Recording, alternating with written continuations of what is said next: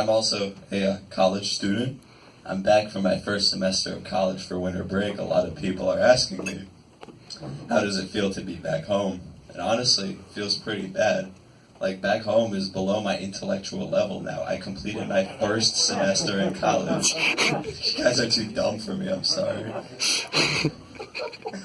At my school, a lot of the frats were founded as...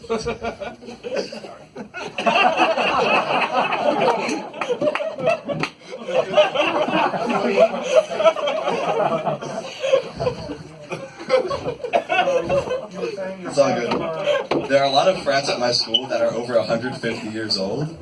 And I think that's really funny because, like, what were they doing back in the 1860s at fraternities? Like, were they making girls, like, flash their ankles to get into parties? Or, like, they didn't have plastic back then. Were they chugging beer out of, like, wooden funnels? Did beer runs actually involve, like, the act of running? And, like, I think back then that's probably when they invented a lot of the traditions, right? Like, did somebody say in the 1870s, you know, for every young buck we let in, there has to be at least 2 damsels in this party?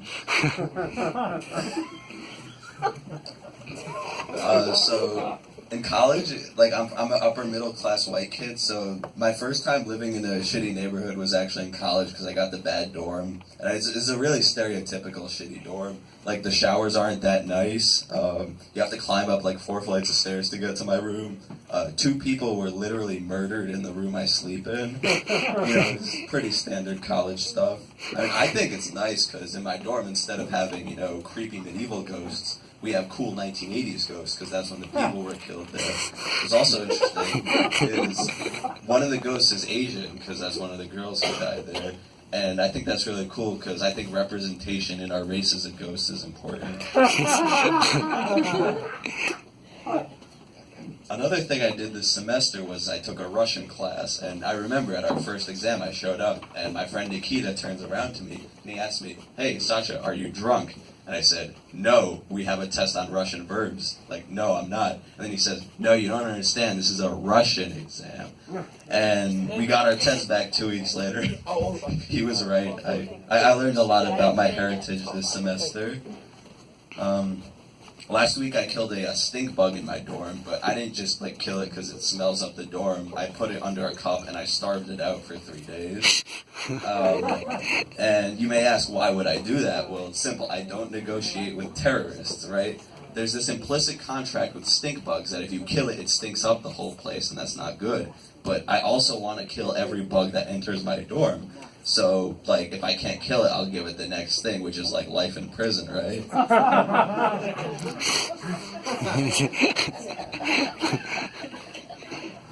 Yesterday, I got a Facebook event to run a 5K against sexual assault. I mean, I signed up because I like running and I don't like sexual assault, but nobody sent me the memo that as a society we've decided that a little over 3 miles is how far you need to run to not get raped.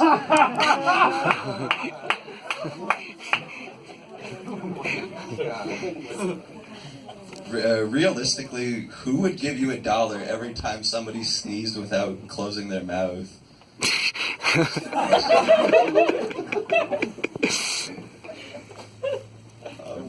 So the other day I was driving my friend home, and they were doing road work on our street, so they had all these signs that said raised manholes, and I look over at my friend and hey Kevin, what do you think they do at the Raised Manholes gay nightclub? And before my friend could tell me that's immature and not that funny, we hit one of them and he stopped talking. Another road sign that's in my neighborhood is it says slow children playing, and it's 2017. Haven't we agreed that they're mentally disabled children that are differently abled? Like, why can't we keep our children safe without patronizing them?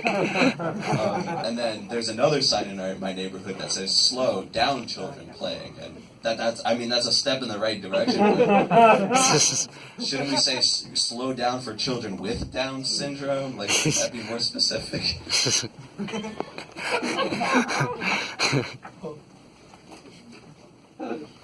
One of my friends is from Kenya in college, because there's a lot of international students there. A very distinctive feature of this guy is that he laughs really hard at the most minor jokes. And that really got me thinking. Like, do third world countries, like, they're impoverished financially and stuff? Are they similarly impoverished in their sense of humor? Because, like, I mean, I think I could walk into a Nairobi comedy club, be like, "Yo, hey, Hungry, I'm Sasha." They fucking lose it. I can hit them with the, "Yo, I got a haircut. I got all of them cut." I showed these to my Kenyan friends. He fucking loved it. Like, you know, you say the dollar is strong in Kenya right now. I think the better Nate the lever joke is pretty strong there too.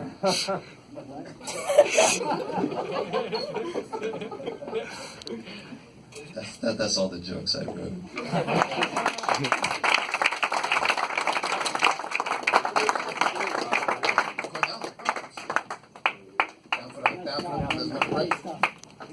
Yeah.